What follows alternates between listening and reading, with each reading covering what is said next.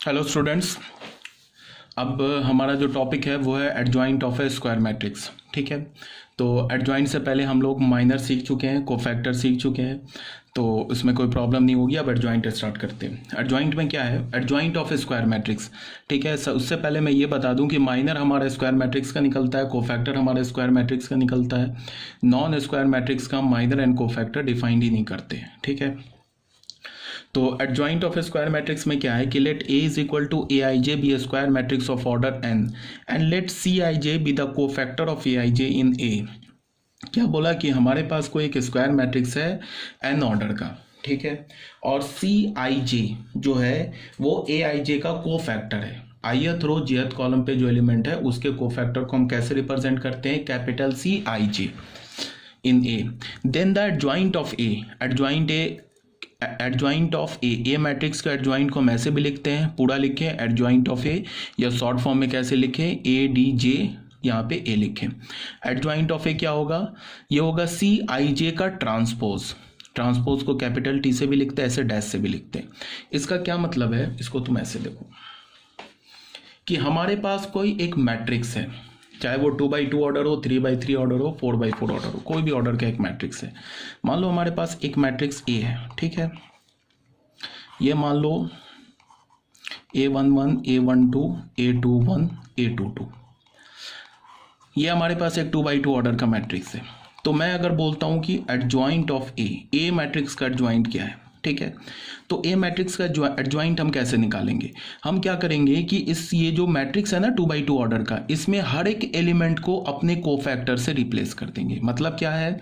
A11 को हटाया, A11 का जो कोफैक्टर होगा उसको मैंने A11 की जगह लिख दिया, A12 को हटाया, इसके कोफैक्टर को लिख दिया, फिर A21 के जगह इसका कोफैक्टर लिख दिया, फिर A22 के जगह इसका कोफैक्टर लिख दिया। कोफैक्टर लिखने के बाद इसका ट्रांसपोज ले लिया, तो वो क्या हो जाएगा? ए का एडजॉइंट हो जाएगा। तो ये किसके इक्वल होगा? C11, C12, C21, C22। ये क्या होगा? ये जो मैट्रिक्स होगा, this matrix is the adjoint of A. ठीक है, उसके बाद एक और हम लोग एग्जांपल ले लेते हैं। जैसे हमने एक 3x3 ऑर्डर का मैट्रिक्स लिया, A11, A12, A13, A21, A22, A23, A31, A32, A33। ठीक है, ये 3x3 ऑर्डर का एक हमने मैट्रिक्स ले लिया। अगर मैं इसका एडजॉइंट लिखूं तो क्या मैं लिखूंगा? एडजॉइंट ऑफ ए मैट्रिक्स का एडजॉइंट क्या होगा कि ये जितने भी एलिमेंट्स लिखे हुए हैं इन सारे एलिमेंट्स को हटाओ, उसकी जगह उसका कोफैक्टर लिख दो, और जो मैट्रिक्स बने, कोफैक्टर वाला जो मैट्रिक्स बने उसका ट्रांसपोज ले लो। तो ये क्या हो जाएगा? A11 की जगह हमने लिख दिया C11, C12, C13, C21, C22, C23, C31, C32, C33, इसका मैंने ट्रांसपोज ले लिया। तो ट्रांसपोज लेने के बाद हमें क्या हो जाएगा? ये C11, C12, C13, C21, C22, C23, C31, C32, C33। Clear है? तो ये जो मैट्रिक्स आया ये ए मैट्रिक्स का एडजॉइंट आ गया। ठीक है, अब एक एग्जांपल ले लेते हैं। फॉर एग्जांपल एक 2x2 ऑर्डर का मैट्रिक्स हम लेते हैं, ए मैट्रिक्स। ये ले लिया -1, -4, 3, 2 ले लिया। ठीक है, अब मुझे एडजॉइंट ए लिखना है। तो एडजॉइंट ए लिखने के लिए क्या करूंगा मैं? ये जो -1 लिखा है ना फर्स्ट रो फर्स्ट कॉलम पे, इस -1 को हटा के मैं -1 का कोफैक्टर लिख दूंगा। तो कोफैक्टर कैसे लिखेंगे? हमें पता है कि -1 का कोफैक्टर, इसका साइन क्या है? ये साइन तो पॉजिटिव, यहाँ निगेटिव, फिर ये निगेटिव और ये पॉजिटिव। ये निगेटिव पॉजिटिव क्या बता रहा है कि -1 का कोफैक्टर और -1 का माइनर सेम है। -4 का कोफैक्टर और -4 का माइनर एक दूसरे का निगेटिव है। ठीक है, तो अगर मैं -1 का कोफैक्टर लिखूं तो -1 का कोफैक्टर क्या होगा? -1 का माइनर सेम होगा। इसको हटा दिया, फर्स्ट कॉलम को हटा दिया, फर्स्ट रो को हटा दिया, तो 2 बचा। 2 का डिटर्मिनेंट क्या हुआ? 2, तो 2 लिख दिया। ठीक है, अब आ जाओ -4 का कोफैक्टर क्या होगा? -4 के माइनर के निगेटिव के इक्वल। तो -4 का माइनर कैसे लेंगे? सेकंड कॉलम हटा दिया, फर्स्ट रो हटा दिया, तो 3 बचा। 3 का डिटर्मिनेंट क्या होगा? 3, उसका भी माइनस कर देंगे तो हमें क्या मिलेगा? -3। अब 3 का कोफैक्टर क्या होगा, 3 के माइनर के नेगेटिव के इक्वल। तो 3 का माइनर कैसे निकालेंगे, सेकेंड रो को हटा दिया, फर्स्ट कॉलम को हटा दिया, तो -4 का डिटर्मिनेंट क्या हुआ, -4, उसको माइनस से मल्टीप्लाई कर दिया तो 4। अब 2 का जो कोफैक्टर कैसे निकालेंगे, 2 का कोफैक्टर 2 का माइनर इक्वल होगा, सेकेंड रो सेकेंड कॉलम को हटा दिया तो -1 बचा, -1 का डिटर्मिनेंट क्या होगा, -1, तो ये हो गया -1। इतना लिख के छोड़ देंगे नहीं, अब इस मैट्रिक्स का हम कोफैक्टर भी लेंगे, सॉरी ट्रांसपोज भी लेंगे। तो हमें क्या मिला, 2 -3 4 एंड -1। तो एडजॉइंट ए क्या हो गया, एडजॉइंट ऑफ ए क्या हो गया, एडजॉइंट ए हो गया हमारा 2 4 -3 -1। अब बच्चे इस एडजॉइंट को देखो और इस मैट्रिक्स को देखो, देखो दोनों में क्या सिमिलरिटी है। ये जो हमारा ए मैट्रिक्स यहाँ पे मैं लिख दे रहा हूँ, ए मैट्रिक्स देखो -1 -4 3 एंड 2, इसको देखो और इसके एडजॉइंट को देखो। यहाँ तुम क्या देख रहे हो कि अगर मैंने ए मैट्रिक्स का जो ये जो डायगोनल के एलिमेंट्स है ना, इसको मैं आपस में इंटरचेंज कर दूँ, मतलब -1 को 2 की जगह भेज दूँ, 2 को -1 की जगह भेज दूँ, और ये जो ऑफ डायगोनल एलिमेंट्स है इसका मैं साइन चेंज कर दूँ, इसका मैं क्या करूँ, एलिमेंट का साइन चेंज कर दूँ, और इसके एलिमेंट को क्या करूँ, इंटरचेंज कर दूँ, इंटरचेंज कर दूँ। तो ऐसा करने से हमें डायरेक्ट ए मैट्रिक्स का एडजॉइंट आ जाएगा। देख लो 2 और -1 ये एक दूसरे में, यहाँ देखो एडजॉइंट में इंटरचेंज है, और इसके दोनों को मैंने माइनस से मल्टीप्लाई कर दिया तो साइन चेंज है।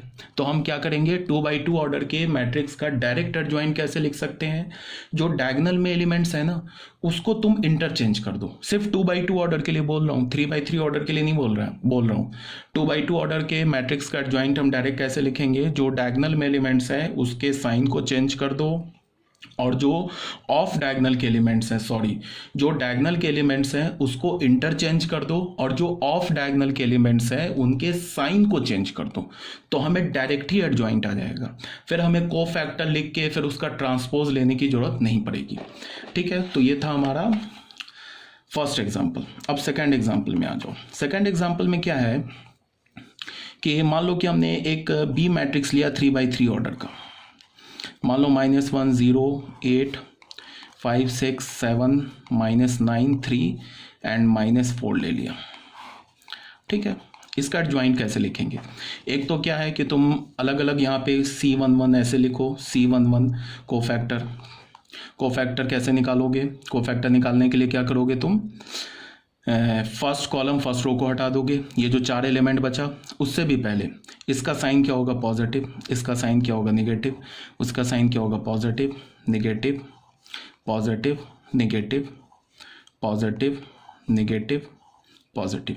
अब ये मत करना कि ये नेगेटिव और ये पॉजिटिव, या फिर तुम ऐसे बोलो कि यहाँ पे ये नेगेटिव और यहाँ पॉजिटिव देके इसको -7 मत कर देना। ये 7 के ऊपर नेगेटिव लिखने का क्या मतलब हुआ कि 7 का माइनर एंड 7 का कोफैक्टर एक दूसरे का नेगेटिव है। आ रही है बात समझ में, कई बार बोल चुका हूँ, कंफ्यूज मत हो जाना कि यहाँ पे 6 को 5 को यहाँ पे तो पॉजिटिव लिखा ऊपर नेगेटिव लिख दिया, इसका मतलब ये -5 है, ऐसा मत समझ जाना। ठीक है, तो C11 का कोफैक्टर क्या होगा, जो C11 का माइनर होगा। C11 क्या है, फर्स्ट कॉलम को हटा दिया, फर्स्ट रो को हटा दिया, तो हमें क्या मिल गया, 6 3 7 एंड -4। ये क्या हो गया, -24 -21, ये क्या हो गया, -45।